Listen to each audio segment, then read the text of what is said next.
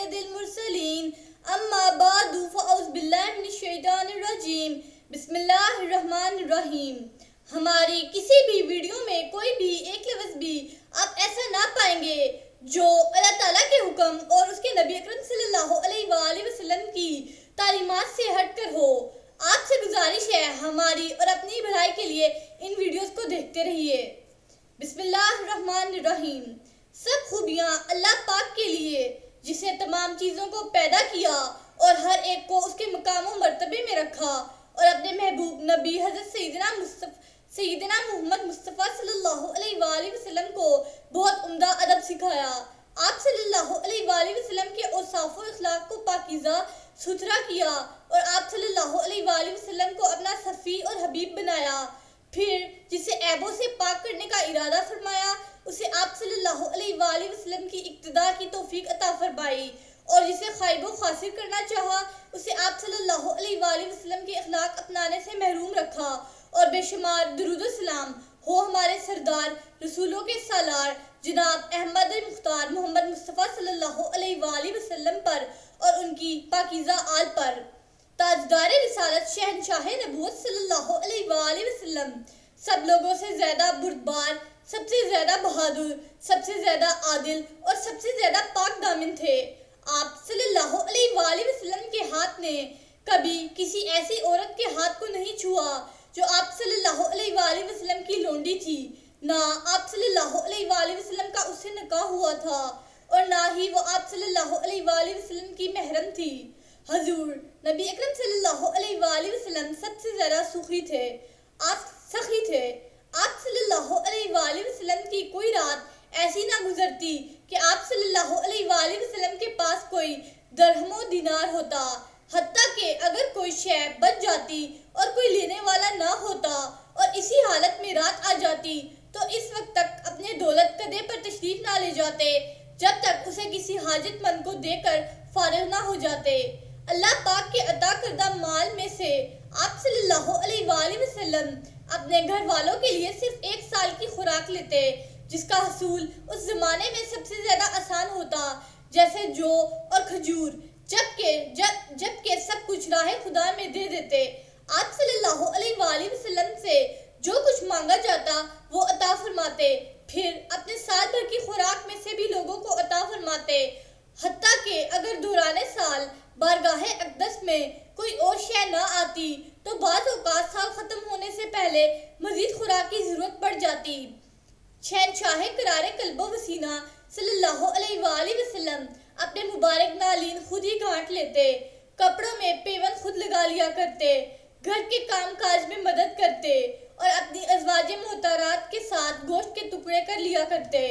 محسن کائنات فخر موجودات صلی اللہ علیہ وآلہ وسلم تمام لوگوں سے زیادہ حیا والے تھے۔ آپ صلی اللہ علیہ وآلہ وسلم اپنی نظریں کسی کے چہرے پر جماتے نہیں تھے، غلام اور آزاد کی دعوت قبول فرماتے، ہدیہ یعنی تحفہ قبول فرماتے، اگرچہ دودھ کا ایک گھونٹ یا خرگوش کی ران ہی ہوتی، تحفے کا بدلہ بھی عطا فرماتے، ہدیہ کی چیز تناول فرماتے لیکن صدقہ کی شے نہ کھاتے، لونڈی اور مسکین کی حاجت پوری کرنے سے تکبر نہیں کرتے تھے، اللہ پاک کے لیے غصہ فرماتے اور اپنی ذات کے لیے غصہ نہ ہوتے، حق بات نافذ فرماتے اگرچہ اس میں اپنا یا صحابہ کرام علیہم الرضوان کا بظاہر نقصان ہوتا۔ چنانچہ ایک بار بعض مشرکین نے دوسرے مشرکین کے خلاف دو جہاں کے تاجور سلطان بہروبر صلی اللہ علیہ وآلہ وسلم کی مدد کے لیے درخواست کی، حالانکہ اس وقت افراد کی قلت تھی اور ایک انسان کی وجہ سے بھی تعداد میں اضافہ ہوتا تو اس کی ضرورت تھی، مگر حق بات کے نفاذ کی خاطر آپ صلی اللہ علیہ وآلہ وسلم نے ان کی مدد لینے سے انکار کرتے ہوئے ارشاد فرمایا، انا لا انتصر بمشرکی، یعنی میں کسی مشرک سے مدد نہیں لیتا۔ ایک بار حضور نبی کریم صلی اللہ علیہ وآلہ وسلم نے اپنے جلیل القدر صحابی حضرت سیدنا عبداللہ بن سہل انصاری رضی اللہ تعالیٰ عنہ کو خیبر میں یہودیوں کے درمیان مقتول پایا، مگر آپ صلی اللہ علیہ وآلہ وسلم نے ان کا گھیراؤ کیا، نہ ہی حد سے تجاوز کیا، بلکہ اپنے پاس سے مقتول کی دید یعنی خون بہا میں 100 اونٹ دیے۔ حالانکہ اس وقت حضرات صحابہ کرام علیہم الرضوان کو غذا کے لیے ایک اونٹ کی حاجت تھی۔ حضور نبی رحمت قاسم نعمت صلی اللہ علیہ وآلہ وسلم اختیاری بھوک کی وجہ سے اپنے مبارک پیٹ پر پتھر باندھ لیا کرتے، جو کچھ موجود ہوتا تناول فرما لیتے، جو کچھ پاتے اسے رد نہ فرماتے، حلال و پاکیزہ کھانے سے اجتناب نہ فرماتے۔ اگر روٹی نہ ہوتی صرف کھجور ہی پاتے تو وہی تناول فرما لیا کرتے، اگر بھنا ہوا گوشت مل جاتا تو اسے تناول فرما لیتے، اگر گندم یا جو کی روٹی مل جاتی تو اسے بھی تناول فرما لیتے، اگر کوئی میٹھی چیز یا شہد پاتے تو کھا لیتے، یوں ہی اگر روٹی کے بغیر صرف دودھ پاتے تو اس پر بھی اکتفا کرتے یعنی صبر کرتے، اور اگر خربوزہ یا تر کھجور مل جاتی تو اسے تناول فرما لیا کرتے۔ سرکار مدینہ قرار قلب وسینہ صلی اللہ علیہ وآلہ وسلم ٹیک لگا کر کھانا نہ کھاتے، کھانا اونچے دسترخوان پر رکھ کر تناول نہ فرماتے۔ آپ صلی اللہ علیہ وآلہ وسلم کا رومال آپ کے پاؤں مبارک کے تلوے ہوتے تھے۔ آپ صلی اللہ علیہ وآلہ وسلم نے لگاتار 3 دن سیر ہو کر گندم کی روٹی نہیں کھائی، یہاں تک کہ اللہ پاک سے جا ملے، اور آپ صلی اللہ علیہ وآلہ وسلم کا یہ عمل فکر اور بخل کی وجہ سے نہ تھا، بلکہ خود پر دوسروں کو ترجیح دینے اور اعصار کے لیے تھا۔ بسم اللہ الرحمن الرحیم۔ صلی اللہ علی حبیبہ سیدنا محمد وآلہ وصحبہ وسلم۔ اس درود پاک کے بے شمار فوائد ہیں۔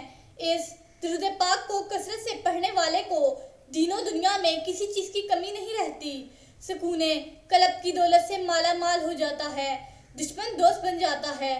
اگر کوئی چاہے دل کی کدورت، کینہ، دل کا میل، بغض، حسد اور اخلاق رذیلہ دور ہو جائیں تو اس درود پاک کو کثرت سے پڑھیے۔ This درود has numerous benefits. There is no lack of anything in the religion and a word for reciters. Peace becomes rich with the wealth of the heart, and enemy becomes a friend. If anyone wants the darkness of heart, malice, anger, jealousy, dirt of hearts, and ethical behavior get away. So recite this درود frequently.